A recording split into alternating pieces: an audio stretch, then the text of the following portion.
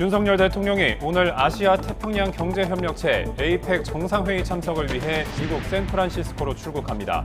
자유무역 체제 수호와 연대 강화를 역설할 계획인데 회의 기간에 한중 정상회담이 개최될지도 관심입니다.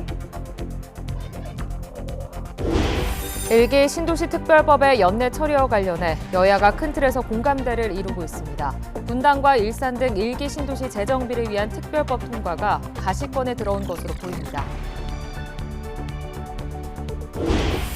서울 지하철 1호선부터 8호선을 운영하는 서울교통공사 노조가 다음 주 2차 총파업을 예고했습니다.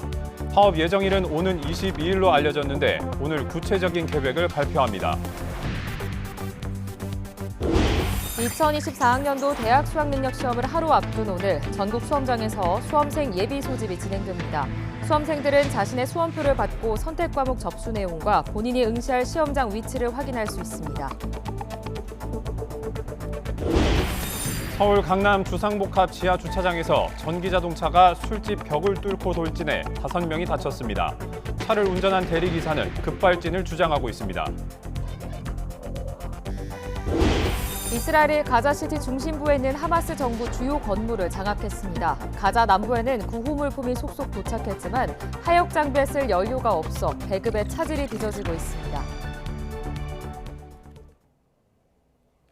여러분 안녕하십니까? 11월 15일 수요일 굿모닝 YTN 2부 시작합니다. 윤석열 대통령이 오늘 아시아 태평양 경제협력체 APEC 정상회의 참석을 위해 미국 샌프란시스코로 출국합니다. 오늘부터 현지 시각 17일까지 이어지는 이번 정상회의에서 윤 대통령은 자유무역 체제 수호와 연대 강화를 역설할 계획입니다. 특히 16일엔 미국 주도 경제협의체인 인도 태평양 경제 프레임워크 IPEF 정상회의에 참석해 공급망 다변화 방안 등을 논의할 예정입니다. 이번 APEC 정상회의 기간엔 한중 정상회담이 개최될지도 관심입니다. 윤석열 대통령이 일기 신도시 특별법의 연내 처리를 당부한 가운데 야당 역시 큰 틀에서는 공감대를 이루고 있습니다. 국민의힘도 적극 호응하고 있는 만큼 분당과 일산 등 일기 신도시 재정비를 위한 특별법 통과가 가시권에 들어온 것으로 보입니다. 임성재 기자입니다.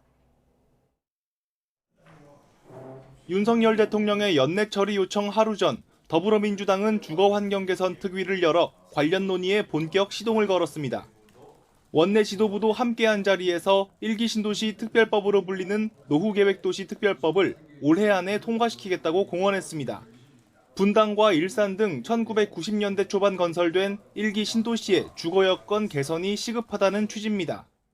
국민의 생활안정과 편의성을 높이고 주거환경 개선을 위해 일기 신도시와 노후 계획도시의 재정비가 필요한 시점입니다. 현재 가장 중요한 것은 국토위 소위에서 심사 중인 노후 계획도시 정비 특별 법안을 조속히 통과시키는 것입니다.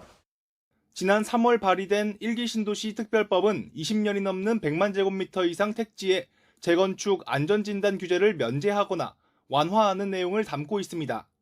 현재 200% 안팎인 용적률을 최대 500%까지 높이는 방안도 핵심으로 꼽힙니다. 앞서 이 법안은 소관 상임위원회에서 세 차례나 논의가 이뤄졌지만 여야 간 이견으로 첫 관문인 소위 문턱조차 넘지 못했습니다. 하지만 지금은 공감대가 형성되면서 입법 논의도 급물살을 탈 것으로 보입니다. 국민의힘은 대통령실과 보조를 맞춰 연내 법안 처리를 사실상 당론으로 추진하기로 했습니다. 최근 우리 당이 노후계획도시 정비 및 지원특별법을 조속히 통과시키자고 제안한 데 대해 민주당이 연내 처리로 화답해 주었습니다. 환영의 말씀을 드립니다. 상임위 법안 소위 심사가 일단 이번 달 말 예정된 만큼 논의가 속도를 낼 경우 다음 달 9일 정기국회 종료 전 본회의 통과도 가능한 상황입니다. 다만 법안 처리의 주도권을 둘러싼 여야 간 신경전은 팽팽합니다.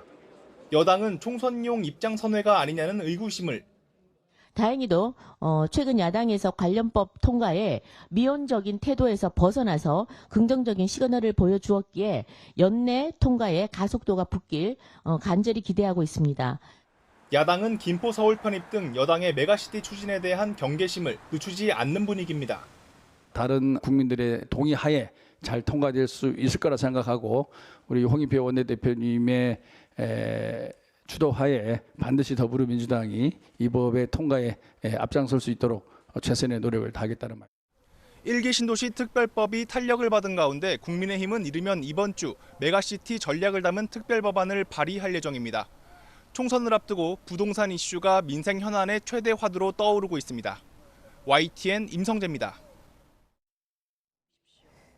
여야가 1기 신도시 특별법 연내 처리에 공감대를 이룬 가운데 더불어민주당은 이른바 구도심 정비 촉진법도 함께 처리하자고 여당에 제안했습니다.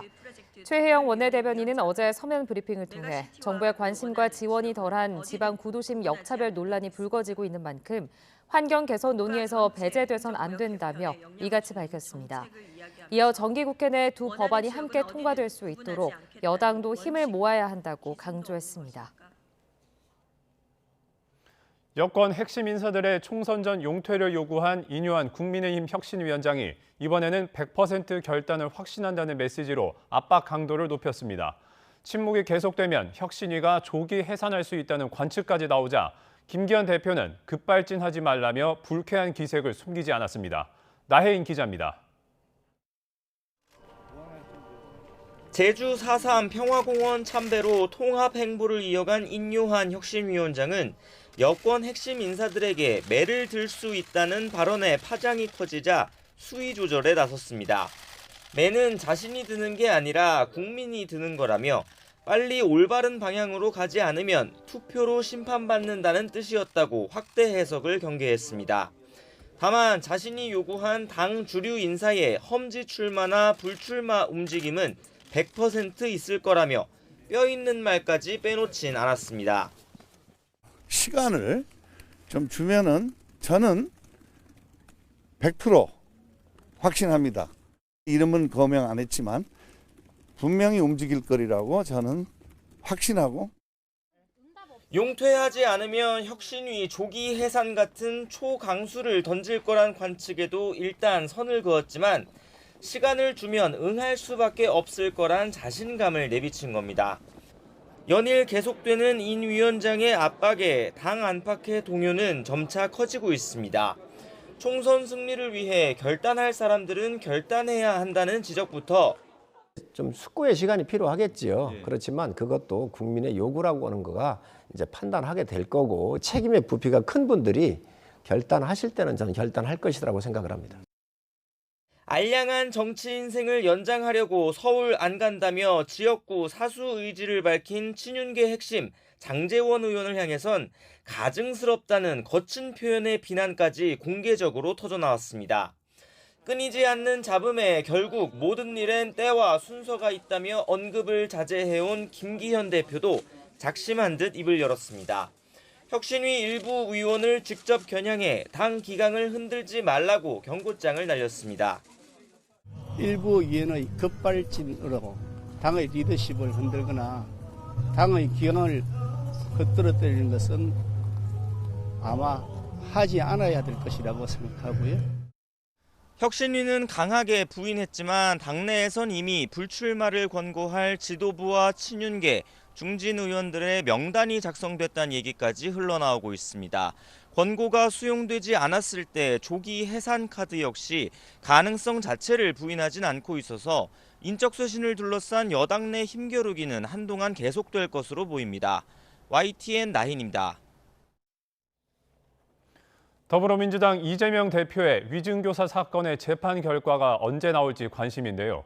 쟁점이 단순해서 신속한 심리가 가능하다는 의견이 다수지만 재판 진행에 시간이 필요해서 내년 4월에 총선 전까지 선고가 나올지는 미지수입니다. 김다현 기자의 보도입니다. 천문학적 개발 이익을 다투는 대장동, 백현동 의혹과 달리 위증교사 사건은 상대적으로 구조가 단순합니다.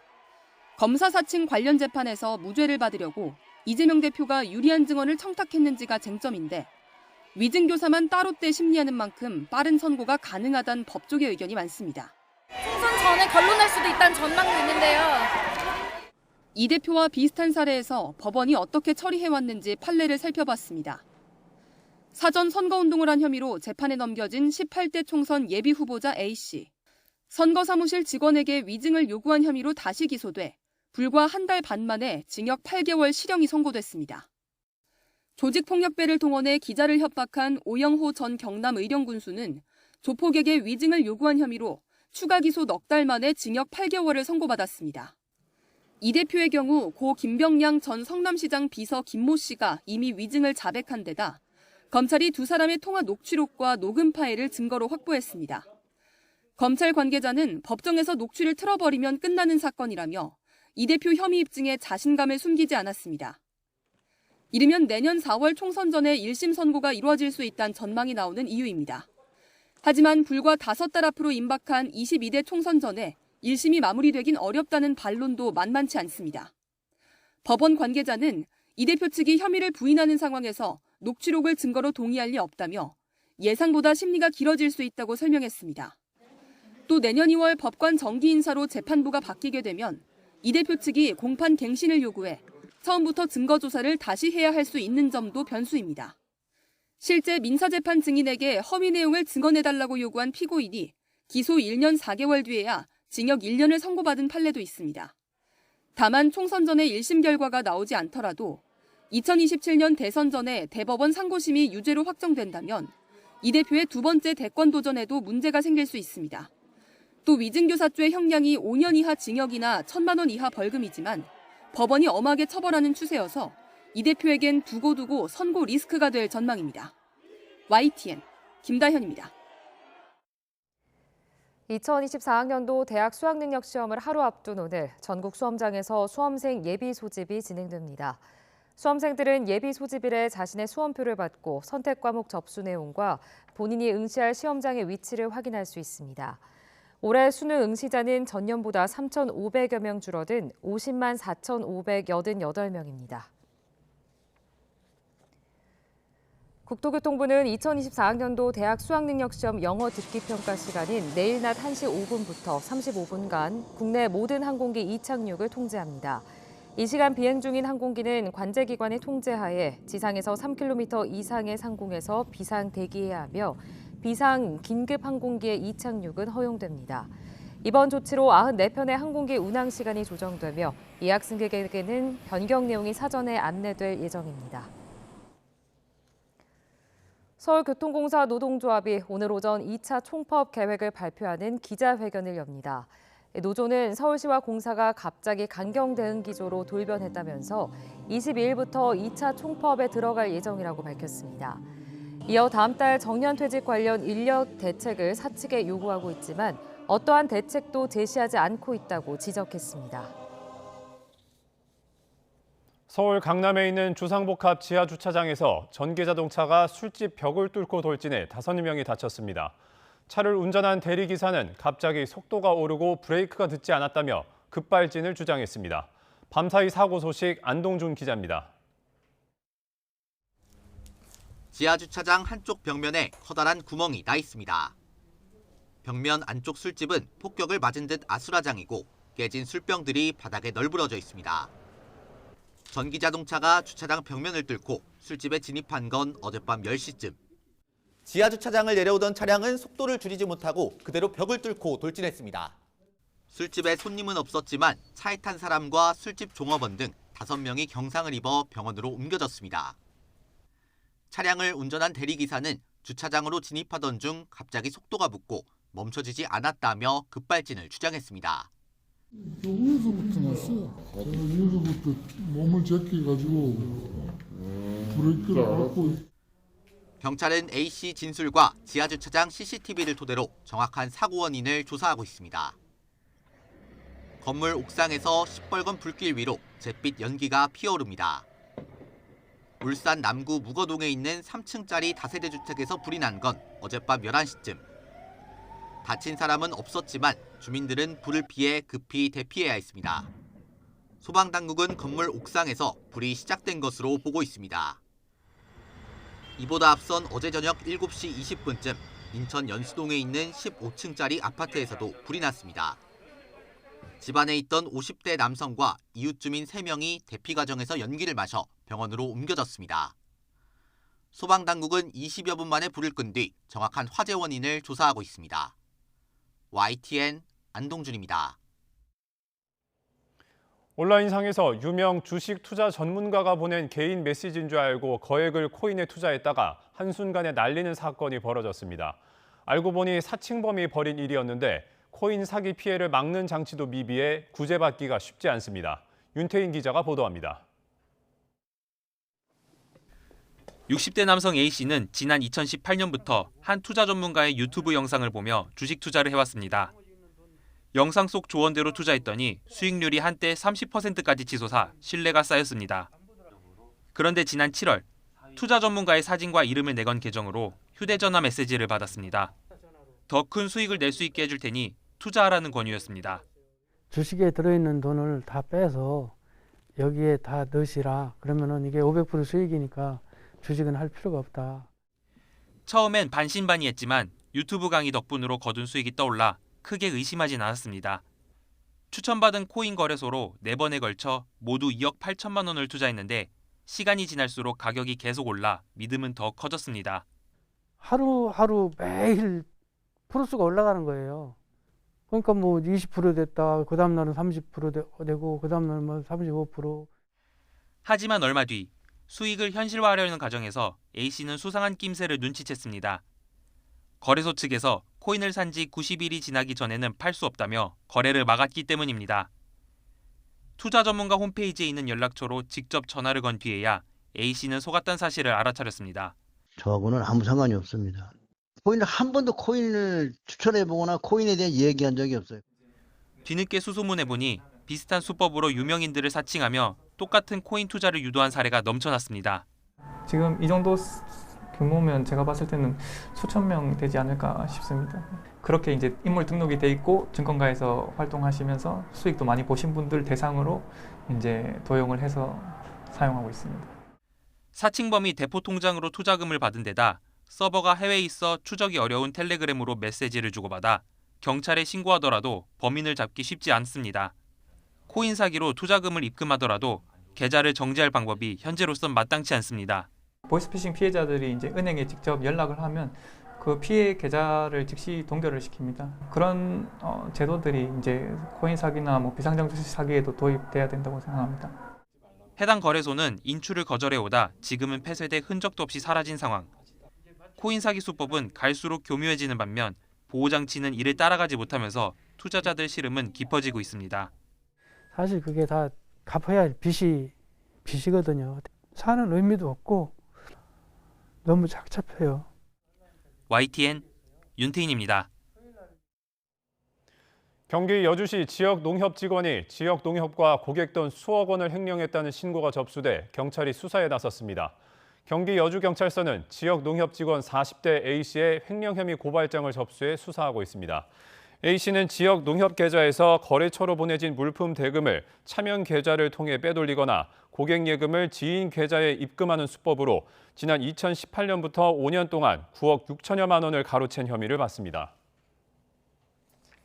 식품업체들이 가격표는 그대로 두면서 제품 용량을 줄이는 꼼수 가격 인상이 잇따르자 정부가 소비자 알 권리를 보장하는 방안을 적극 검토하고 있습니다. 추경호 부총리 겸 기획재정부 장관은 서울의 한 대형마트를 방문한 자리에서 제품 용량을 줄이는 건 정직한 판매 행위가 아니라며 공정거래위원회와 함께 식품 내용물이 변경됐을 때 제대로 알리도록 하는 방안을 검토하고 있다고 말했습니다.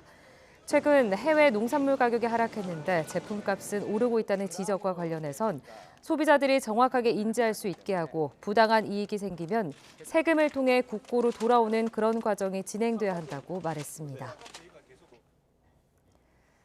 내년 서울의 아파트 입주 예정 물량이 역대 최저치인 만여 가구에 그치면서 공급 불안 심리가 커지고 있습니다. 이 때문에 부동산 침체로 청약통장 가입자가 줄고 있는 와중에도 서울 지역엔 청약 가점 합격선과 경쟁률이 오르는 기현상이 발생하고 있습니다. 이승윤 기자입니다. 주택 공급 부족으로 내년 수도권 입주 물량은 14만 7천여 가구에 그치며 지난 2016년 이후 최저 수준을 기록할 전망입니다. 특히 서울은 내년 입주 물량이 1,900여 가구로 2011년 2만 300여 가구에도 못 미쳐 역대 최저를 찍을 것으로 보입니다. 전 정부의 재건축 재개발 억제 정책의 악영향에다 고금리 기조와 프로젝트 파이낸싱 자금 경색, 원자재가 급등 등이 겹쳐서 나타난 현상으로 풀이됩니다. 특히 서울의 입주 물량 감소는 서울 인기 지역의 청약시장 과열로 이어지고 있습니다. 올해 1월에서 9월 서울 아파트 1순위 평균 경쟁률이 66대 1로 1년 전 26대 1을 크게 웃돈 것이 대표적입니다. 또 하반기 서울의 아파트 청약 당첨 가점 합격선은 55.4점으로 상반기보다 8.9점, 1년 전보다 18.1점 올랐습니다. 청약 가점은 84점 만점으로 무주택 기간과 부양 가족, 청약 통장 가입 기간 등에 따라 산정됩니다.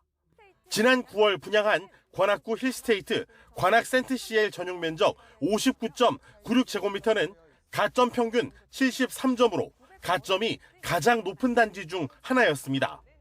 전문가들은 송파구 힐스테이트 이편한 세상 문정이 연말에 공급을 앞두고 있어 80점을 넘는 당첨 가점이나 만점 청약 통장도 나올 수 있다고 보고 있습니다. YTN 이승윤입니다.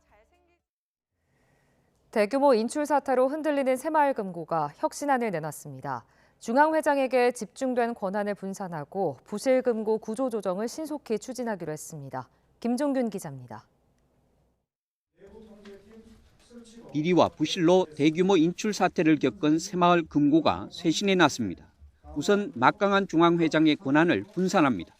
중앙회장 아래 전무, 지도이사를 없애고 업무 전반을 총괄하는 전문 경영인 대표를 두기로 했습니다. 비리의 원인으로 지적되는 중앙회장 연임제는 4년 단임제로 바꿀 계획입니다. 아울러 인사추천위원회 위원 과반수 이상을 외부 전문가로 구성하여 인사의 객관성과 투명성을 제고할 예정입니다.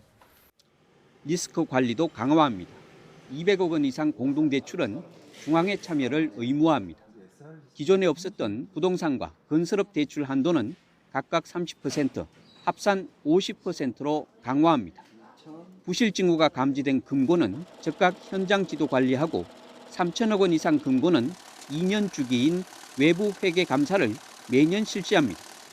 특히 부실이 심각한 금고는 신속한 구조조정을 통해 내년 1분기까지 합병을 마칠 예정입니다. 이때 합병되더라도 고객 예적금은 전액 보장됩니다.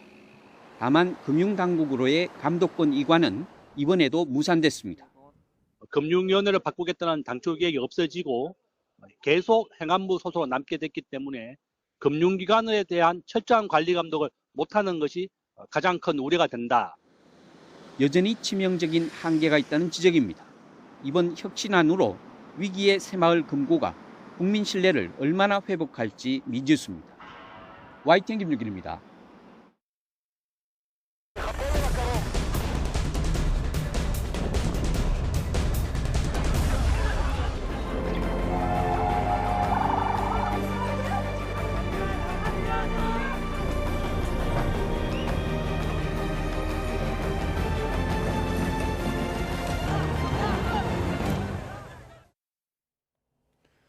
이스라엘군이 가자시티 중심부에 있는 하마스 정부 주요 건물과 하마스의 핵심 요새 가운데 하나인 알샤티 난민촌을 접수했다고 밝혔습니다.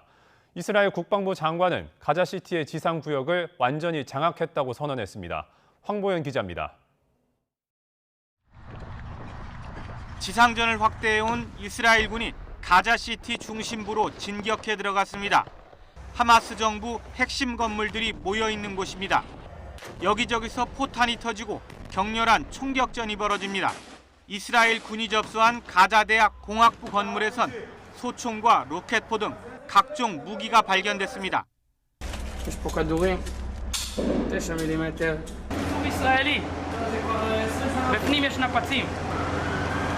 이스라엘군은 하마스 정부 청사단지와 경찰본부 그리고 지난달 7일 기습작전을 준비했던 정보국 사무실 등을 점령했다고 밝혔습니다. בכל איתור שכזה האויב הושמד, האיתור הושמד והשלל נלקח להמשך למידה של צה"ל. 가자지구 북쪽에서 진입한 162사단은 하마스의 핵심 요새 가운데 하나로 꼽히는 알샤티 난민촌을 접수했다고 말했습니다. 요아브 갈란트 이스라엘 국방부 장관은 가자지구 북부, 특히 가자시티의 지상구역을 완전히 장악했다고 선언했습니다. 피난민들은 전쟁을 피해 서둘러 가자 남쪽으로 향했지만 여기도 더 이상 안전지대는 아닙니다. 사람들이 밀집한 주택가에 난데없는 폭탄이 떨어졌습니다.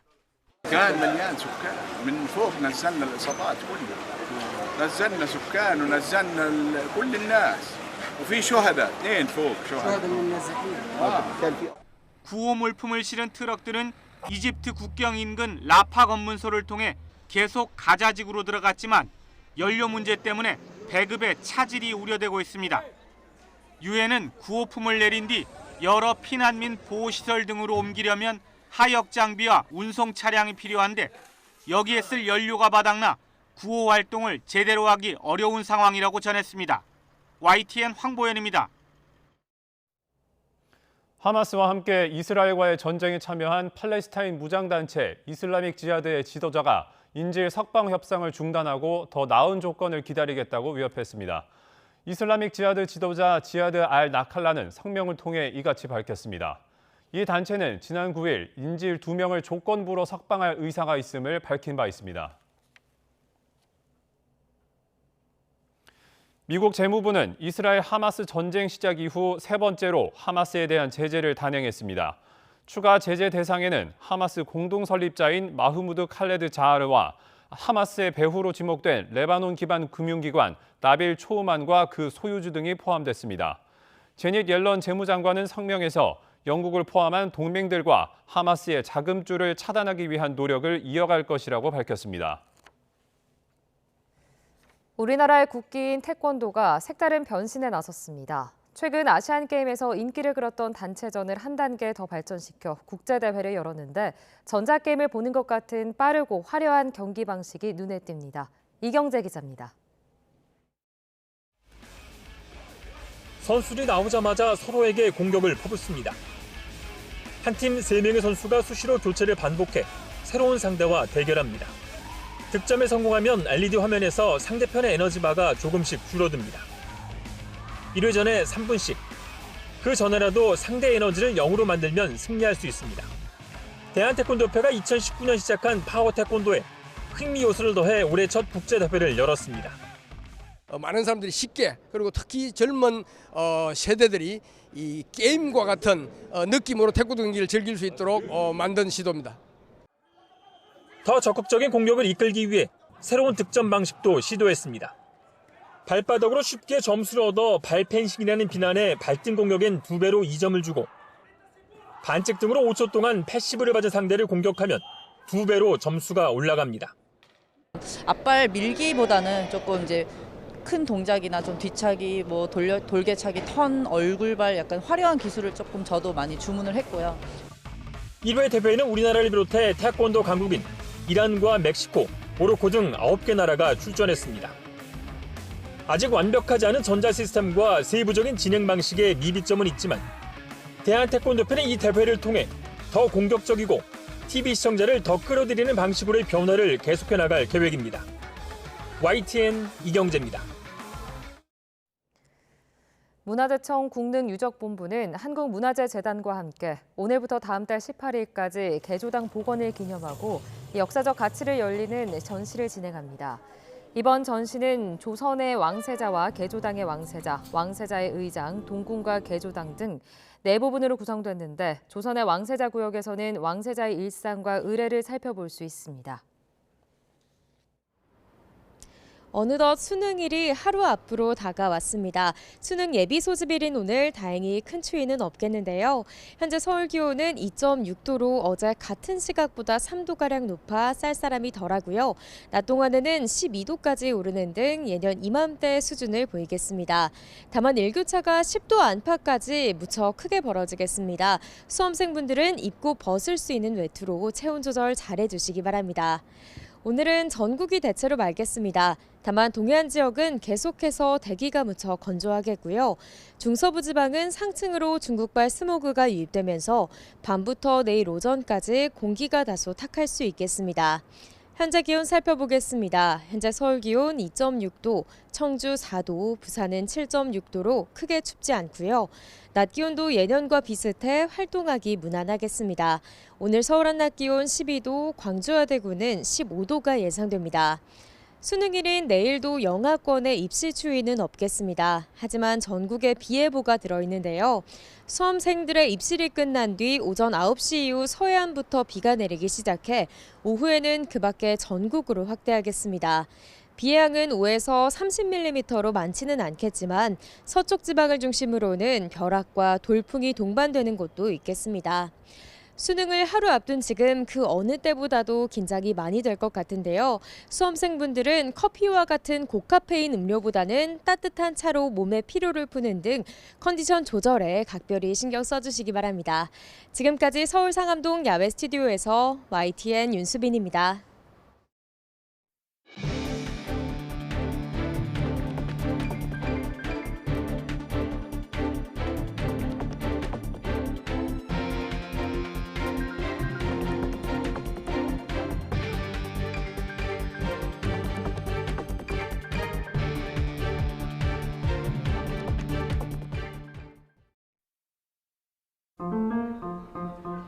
내일이면 수능을 보러 가잖아요. 가서 최선을 다해서 봐야죠.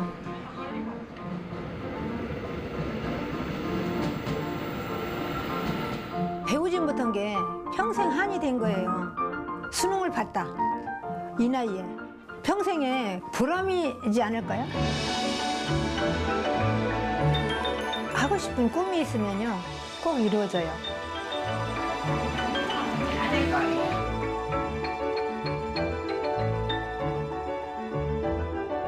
뭐 배움의 길은 끝이 없잖아요. 솔직히 머릿속에 안 들어서 그렇지 정말 욕심나는 건 너무 많아요. 자랑스럽다고 어머니 그렇게 하고 싶으셨던 거 이루셨으니까. 손녀딸하고 나란히 있네? 상소대로만 하고 오셔요. 네, 화이팅! 화이팅! 고마워, 안녕. 이게 동기라고 봐야 되겠네, 그죠? 네, 동기로서 응원한다, 우리 여러 학생 여러분. 화이팅!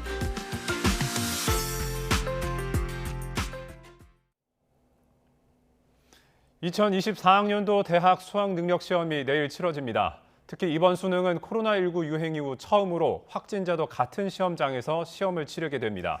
네, 시험이 하루 남은 만큼 지금 가장 중요한 건 컨디션 조절일 텐데요. 시험장에서 당황하는 일 없도록 준비물과 주의사항들을 한 번 더 확인하고 일찍 잠자리에 드는 게 좋겠습니다. 신윤정 기자입니다. 올해 수능 시험장엔 별도 고사실도 칸막이도 없습니다.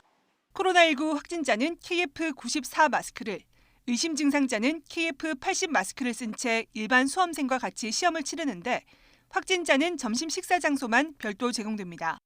마스크 착용은 확진자와 의심 증상자에만 권고되지만 수능 뒤 수시 일정이 남은 만큼 일반 학생들 역시 마스크 등 기본 방역은 챙기는 게 좋습니다. 확진이 되지 않은 학생들이라도 요새 독감도 많이 돌기 때문에 시험장엔 8시 10분까지는 입장해야 하고 수험표와 사진이 부착된 신분증도 반드시 챙겨가야 합니다. 시계는 시침과 분침이 있는 아날로그형만 허용되고 디지털 시계나 스마트워치는 금지됩니다. 수정 테이프, 지우개, 컴퓨터용 사인펜과 여분의 흑색 연필과 샤프심도 챙기는 게 좋지만 샤프는 시험장에서 준 것만 씁니다. 태블릿, 무선 이어폰, 전자담배는 집에 두고 가고 휴대전화는 1교시 전에 감독관에게 제출합니다. 역대 수능 부정행위 1위는 시험 종료 뒤 답안지 작성이었습니다. 시험 종료 시 바로 시험지에서 손 떼고 필수 과목인 한국사 시험 응시와 탐구 영역 선택한 순서대로 풀기, 3가지는 꼭 기억해야 합니다. 오늘 무엇보다 중요한 건 컨디션입니다. 신경 안정제는 물론 피로 회복제나 커피 등 카페인이 많은 음료는 피하고 일찍 잠자리에 드는 게 중요합니다. YTN 신윤정입니다. 김포시 서울 편입 등 도시 광역화 정책을 추진하는 국민의힘 뉴시티 프로젝트 특별위원회가 출범 뒤 첫 지역 현장 방문지로 경기도 구리시를 찾습니다. 조경태 위원장 등 특위위원들은 오늘 오전 서울시청에서 오세훈 서울시장을 만난 뒤 오후에는 구리시청으로 이동해 서울 편입에 대한 현장 여론을 들을 예정입니다. 구리시는 여당의 메가 서울 추진에 가장 적극적으로 호응하는 지역으로 꼽힙니다. 특위는 현장 의견을 종합해서 이번 주 안으로 수도권 편입 관련 법안을 발의한다는 계획입니다.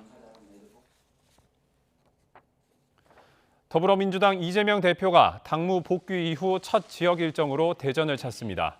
이 대표와 홍익표 원내대표 등 민주당 지도부는 오늘 오전 민주당 대전시당에서 현장 최고위원회의를 엽니다. 이 대표는 오후에는 대전 기초과학연구원 중이온 가속기 연구소를 방문해 간담회를 열고 정부가 삭감한 R&D 예산과 관련한 현장의 목소리를 들을 계획입니다. 문재인 정부가 신재생 에너지 비율을 확대하겠다며 목표치를 무리하게 설정하거나 전기요금 인상 가능성을 축소해 발표한 것으로 감사원 감사 결과 드러났습니다. 한전을 비롯해 공공기관 임직원들이 태양광 발전소를 불법 운영하며 이득을 챙긴 사실도 확인됐습니다. 이준엽 기자가 보도합니다. 문재인 정부는 지난 2017년 7월 탈원전으로 전기요금이 오를 수 있다는 논란이 불거지자 오해를 불식하겠다며 여당과 당정 협의를 열었습니다. 신재생에너지 비용은 갈수록 낮아질 거라며 향후 5년간 전기요금 인상은 없다고 공언했습니다. 다시 한번 분명히 말씀드립니다. 탈원전을 해도 전력 수급에는 전혀 문제가 없고 전기요금 폭탄도 없습니다. 하지만 지난 5년 동안의 신재생에너지 사업 전반에 대한 감사원 감사 결과 당시 전기요금 영향을 검토했던 산업부는 유리한 시나리오만 반영해 대통령실에 보고한 것으로 파악됐습니다. 가격이 내려갈 요인만 반영하고 올라갈 요인은 모두 제외한 겁니다. 국회 제출용 보고서의 내용도 왜곡했습니다. 한전의 의뢰를 받고 외부 연구기관이 작성한 보고서에 신재생에너지에 따른 비용 증가 가능성이 언급되자 관련 부분 3분의 1을 임의로 삭제한 겁니다. 전기요금 인상 논란이 재현될 것을 우려하여 보고서 내용 중 신재생 확대에 따른 비용 증가 가능성을 언급한 부분을 삭제하여 제출한 비위도 확인되었습니다. 산업부는 또 지난 2021년 실현 가능성이 거의 없다는 걸 알면서도 신재생에너지의 목표 비율을 20%대에서 30%대로 무리하게 끌어올려 발표했다고 감사원은 지적했습니다.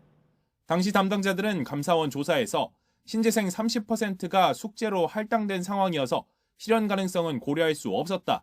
신재생 목표 상향은 정무적으로 접근했다라는 식으로 해명했는데 결국 1년 뒤 정권이 바뀌자 수치는 20%대로 되돌려졌습니다. 그동안 재생에너지 정책은 급속한 확대에 치중하여 비용 대비 비효율성, 개통 부담의 가중. 감사원은 이와 함께 한전을 포함한 에너지 관계기관의 임직원들이 몰래 태양광 사업을 겸직하거나 사업 추진 과정에서 특혜를 준 사례를 다수 적발했습니다. 이에 따라 위법 부당하게 업무를 처리한 17명에 대해 소속기관 등의 징계나 주의를 요구하고 허가 없이 태양광 사업을 겸직한 공직자 240명에 대해선 추가 조사 뒤 징계할 것을 통보했습니다. YTN 이준엽입니다. 윤석열 대통령이 불법 사채업자들을 악랄한 암적 존재로 규정하며 정부가 불법 사금융과의 전쟁에 나섰습니다. 취약계층이 불법 사금융 늪에 빠지는 건 제도권 대출 창구가 모두 막혔기 때문인데 은행권의 상생금융 숙제 범위가 더 늘게 됐습니다. 나연수 기자입니다. 게임 커뮤니티에서 10만 원을 대리 입금해주고 수고비로 연 5,000% 이자를 요구하거나 5,200% 이자 채무를 들이밀어 성착취를 합니다. 윤석열 대통령이 지난주 직접 인용한 불법 사금융 사례들입니다. 개인의 삶을 송두리째 짓밟고 인권을 말살하고 가정과 사회를 무너뜨리는 아주 악랄한 암적 존재입니다. 한동훈 법무부 장관도 과도한 추심 행위에 스토킹 처벌법 적용을 검토하라고 지시했습니다. 정부가 불법 사금융과의 전쟁에 본격적으로 나선 겁니다. 올해 들어 지난 9월까지 불법 사금융 관련 신고 상담 건수는 47,187건, 1년 만에 1,700여 건 늘었습니다. 특히 불법 대부, 유사수신 등 피해 신고 상담 건수가 지난해보다 23% 이상 늘었습니다. 피해가 부지기수인데도 불법 사금융 시장이 성행하는 건 제도권 대출 밖으로 밀려난 저신용자들이 더 많아졌기 때문입니다. 대부업체 69곳의 지난 8월 신규 대출액은 950억 원으로 1년 전보다 70% 가까이 줄었습니다. 2021년 법정 최고금리가 기존 연 24%에서 연 20%로 낮아진 상황에서 고금리 여파로 조달 비용까지 치솟자 대부업체도 대출 여력이 안 되는 겁니다. 4%를 낮췄는데도 조달금리는 올라가거나 아니면은 그 당시에 현상 유지밖에 안 되는 상황이니까 마진이 나올 수가 없죠. 밑에서부터 물은 계속 차오르는데 천정은 닫혀가지고 숨을 쉬기가 힘든 상황이거든요. 결국 저신용자를 불법 사금융 덫에서 구제할 방안은 대부업체의 조달 비용을 낮추거나 법정 최고금리를 높여 제도권에서 수용해주는 것. 올해 초 시장 상황에 따라 최고금리를 탄력적으로 정하는 시장 연동형 법정 최고금리 제도 도입이 검토됐지만 국회 반대로 논의는 지지부진합니다. 이런 상황에서 공은 당장 상생금융 압박을 받는 은행권에 넘어갈 공산이 큽니다. 이번 주 금융위원장이 금융지주 회장단과의 만남을 예고한 가운데 불법 사금융 시장을 축소하기 위한 은행의 서민금융 부담도 커지고 있습니다. YTN 나연수입니다. 비상장 주식을 이용해 교묘한 수법으로 투자자들을 모아 돈을 가로챈 일당이 검찰에 넘겨졌습니다. 이들은 주식 투자 전문가라고 속여 피해자들에게 접근한 것으로 드러났습니다. 이명준 기자입니다. 유명 주식 투자자의 사무실이라는 곳을 경찰이 덮칩니다. 알고 보니 가짜 비상장 주식 투자 사기를 벌인 일당의 사무실이었습니다. 이거를 사기를 치려고 해서 경찰에 붙잡힌 투자 사기 일당은 모두 7명. 역할을 나눠 교묘히 투자자들에게 접근했습니다. 일당이 근거지로 삼았던 사무실입니다. 이들은 텔레그램에서 개인 연락처 5,000명분을 30만 원가량에 주고 산 뒤 문자 메시지나 전화로 피해자들에게 접근했습니다. 이벤트에 당첨됐다며 특정 회사의 비상장 주식 5주를 공짜로 나눠줬습니다. 그런 뒤 다른 사람이 한 주를 4만 원에 사겠다며 투자자에게 연락했습니다. 기업 공개가 확정돼 크게 오를 것으로 예상해 주식을 사모으고 있다는 겁니다. 다만 대량으로만 사겠다는 조건을 달았습니다. 이에 속은 투자자들은 이벤트 당첨으로 주식을 나눠준 곳에 연락했고 주식을 더 사겠다며 돈을 입금했습니다. 문제는 입금을 해도 주식을 주지도 않고 연락도 끊겼다는 점. 이벤트 당첨되었다고 그 10만 원 상당의 이제 경품을 지급한다 해가지고 투자한 금액은 4천만 원이고요. 이런 금액도 4천만 원입니다.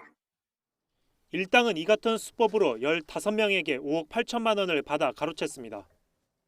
대포 계좌, 대포폰 위주로 통신 수사와 금융 계좌를 분석해서 일치되는 장소를 이제 확인했고, 경찰은 총책 20대 남성 A씨 등 5명을 구속 송치하고 2명은 불구속 상태로 검찰에 넘겼습니다.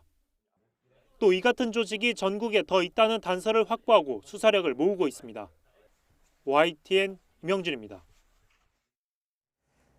호출한 택시가 먼 곳에 정차했다는 이유로 택시기사를 흉기로 위협한 20대 남성이 검찰에 넘겨졌습니다. 서울 중랑경찰서는 지난 8일 특수협박 등의 혐의로 20대 남성 A씨를 검찰에 불구속 송치했습니다. A씨는 지난 5일 자정쯤 서울 망우동에 있는 거리에서 택시에서 내린 뒤 흉기를 꺼내 택시기사를 위협한 혐의를 받습니다.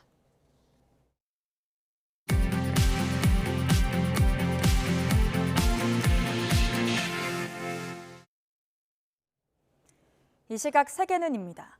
군발들이 난립한 미얀마 북부 범죄 소굴에 감금됐던 우리 국민 19명이 무사히 풀려났습니다. 중국인 피해도 커서 중국 당국이 대대적인 소탕 작전에 긴밀히 공조해왔던 곳입니다. 베이징에서 강정규 특파원이 보도합니다. 가두고 때리고 전기 고문까지 합니다. 취업 사기에 속아 미얀마로 건너갔다가 보이스피싱 가담을 강요당한 중국인들의 피해 영상입니다.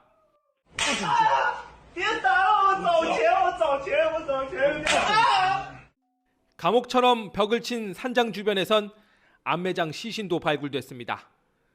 한간엔 잠입 수사를 벌이던 중국 공안 4명의 유해란 말까지 돌고 있습니다. 영화 같은 일이 벌어진 곳은 군벌들이 난립한 미얀마 북부 밀림. 중국과 접경인데다 과거 국공내전의 잔당이 섞여 들어간 탓에 중국말이 통하는 지역입니다. 사병까지 거느린 범죄 소굴 소탕 작전엔 중국의 협조적인 지역 최대 군벌이 나섰습니다.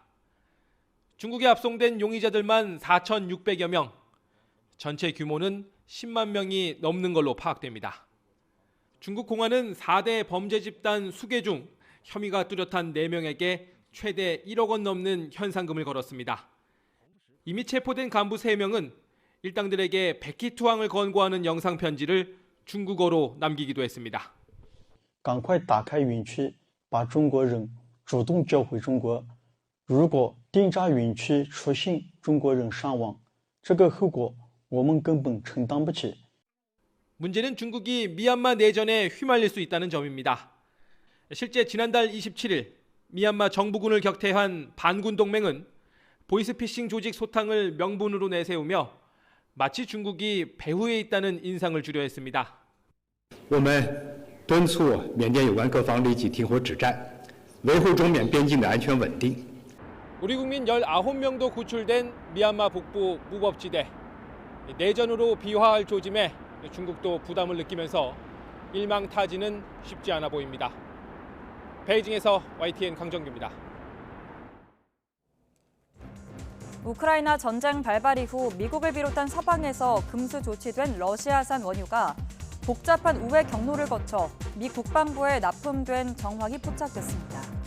워싱턴 포스트는 공개 선적 자료 등을 분석한 결과 지난해 금수 제재 이후에도 러시아산 원유가 그리스 정유사를 통해 정제 과정을 거쳐서 미 국방부에 납품된 것으로 추정된다고 보도했습니다.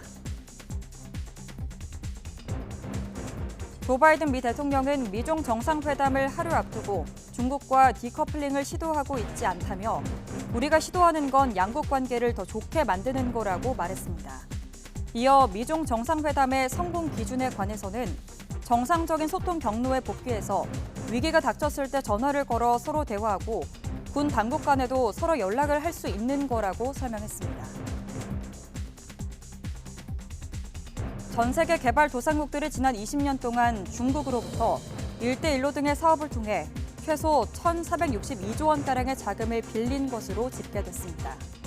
미국 에이드데이트 연구소는 중국이 과거 20년간 165개 나라에게 수천 건의 대출을 해줬고 이 가운데 55%는 유예 기간이 지나 상환 기간이 도래했다고 밝혔습니다.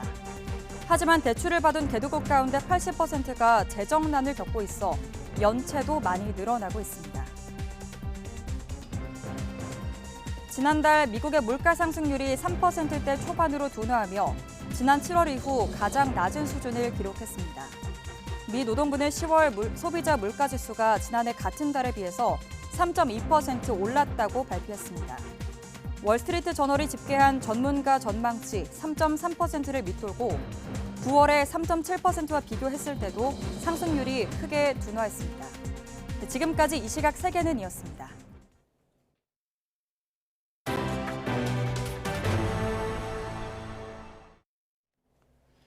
이기 진실 화해를 위한 과거사 정리위원회가 마산고 학생 15명이 1960년에 있었던 3.15 의거에 참여한 사실을 확인했다고 밝혔습니다.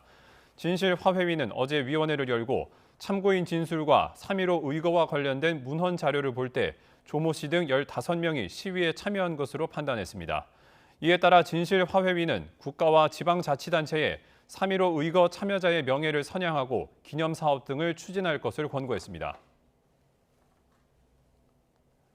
소설 작별하지 않는다로 한국인 최초로 프랑스의 메디치상을 받은 한강 작가가 귀국 기자회견을 열었습니다. 네, 제주 4.3 사건을 배경으로 한 작품이 프랑스 독자들에게 높은 평가를 받은 데 대해 한강 작가는 역사를 이야기하는 것은 인간 본성에 대한 질문인 것 같다며 특별한 설명 없이 이해받는 느낌을 받았다고 답했습니다. 한강 작가의 수상 소감 직접 들어보시죠. 다른 언어를 사용하고 있고 문화도 다르고 역사적 맥락도 다르지만 우리가 긴 시간 동안 경험해온 어떤 인간의 폭력이라든지 어떤 제노사이드의 경험이라든지 그런 것들이 우리 모두가 공유하는 것이기 때문에 자연스럽게 닿고 함께 공유할 수 있다고 느꼈어요. 소설 써오면서 제가 기뻤던 순간이 사실은 2021년 4월 말에 작별하지 않는다고 완성한 순간이거든요. 워낙 오래 걸리고 힘들게 써서요. 그래서 무슨 상을 받고 이런 순간이 제일 기쁜 게 아니라 소설이 완성한 순간이 제일 행복한 순간으로 기억에 남아요. 수능 예비 소집일인 오늘 다행히 추위 걱정은 없겠습니다. 현재 서울 기온은 2.6도로 어제 같은 시각보다 3도가량 높아 크게 쌀쌀하지 않고요. 낮 동안에는 12도까지 오르면서 활동하기 한결 수월하겠습니다. 다만 일교차가 10도 안팎까지 크게 벌어지니까요. 수험생분들은 외투로 체온 조절 잘해주시기 바랍니다. 오늘은 전국이 대체로 맑겠습니다. 다만 동해안 지역은 계속해서 대기가 무척 건조하겠고요. 중서부 지방은 밤부터 내일 오전까지 공기가 다소 탁할 수 있겠습니다. 현재 기온 살펴보겠습니다. 현재 서울 기온 2.6도, 청주 4도, 부산은 7.6도를 나타내고 있습니다. 낮 기온은 예년과 비슷한 수준을 보이겠습니다. 오늘 서울 한낮 기온 12도, 광주와 대구는 15도가 예상됩니다. 수능일인 내일도 영하권의 입시 추위는 없겠습니다. 하지만 전국에 비 예보가 들어있는데요.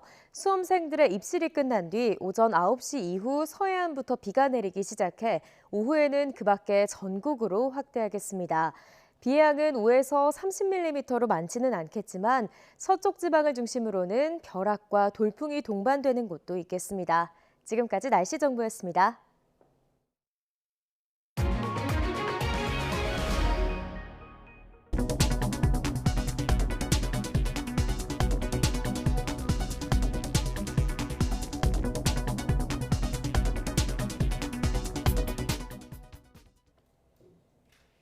굿모닝 YTN 2부 마칩니다. 잠시 후 6시 50분 3부에서 뵙겠습니다.